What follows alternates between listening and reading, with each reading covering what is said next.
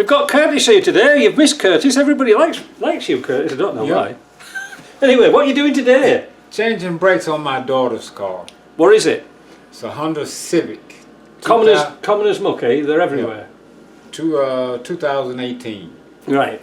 She takes it to the garage. Right. And they wanted to charge her $1,100 to change the brakes. To change the brakes. That's parts and labour and tax. Yeah. And I told her, hey, I know you don't have that money and I don't have it either. So I said, call CarQuest, Napa, Bumper to Bumper, and see how much they charge for the brakes. Those are all Canadian parts suppliers that are in town. Yeah. And so today I came here to Mike's, I saw changing them, and the brake pads are still good. Yeah. This is the same. But she took it and they inspected them, didn't they? Yeah. They inspected it. How much did they charge you for that? I don't know how much she paid. I think I saw $85 on the... Okay, she paid for something else too at the same time. Oh, right, yeah. And they wanted to change all the brakes all around, say, oh, they wore out, you need to have them changed on, but 2 millimeters. Yeah, but they said that was discs and pads, wasn't it? Yeah.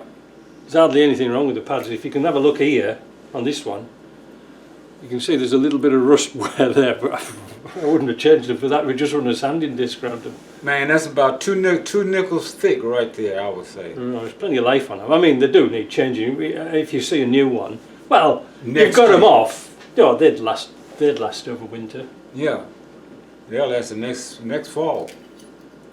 But so well, it's a manual car as well, isn't it? Yeah. So you don't really hoofing on the brakes like an automatic. No.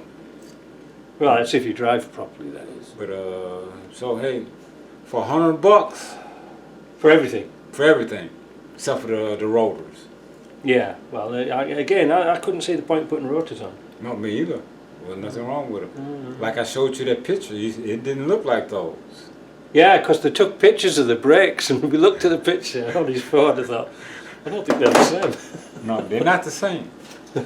But no, we can't accuse them of thievery or anything like that, but it didn't looked a bit. But again, it's women who take cars to the dealer. To the dealers. Brought it to me, I would have charged $2,100. I know it. No, but it's always, you know what I mean though. That's it, isn't it? People, it's like that car. You know that car I told you about, that Ford Focus. Yeah. And the sills have gone, the rockers have gone, and a little bit underneath. Yeah. The garages wouldn't give them more than $500 for it. No.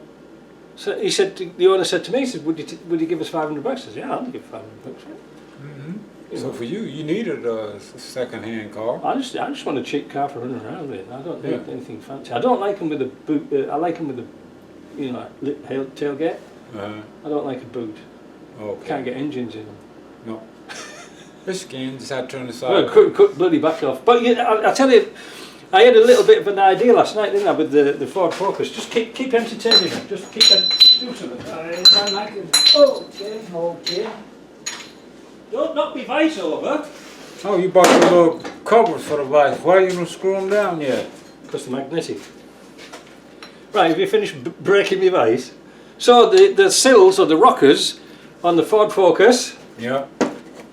I'm going to glue them on. This is proper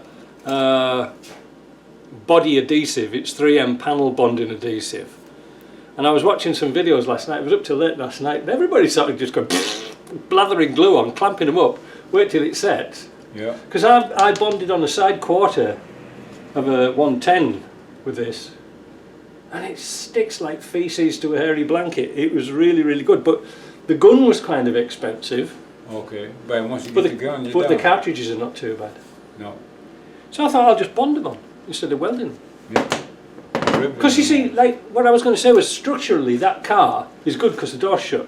Yeah. If the sills had gone, they tend to not shut the doors properly. No, you have to raise it up and push it in. Hey, I did one like that once many years ago when I was about 20. I welded a Morris Marina van, and a guy said put new sills on it, rocker panels. So I did. I jacked it up, put sills on it.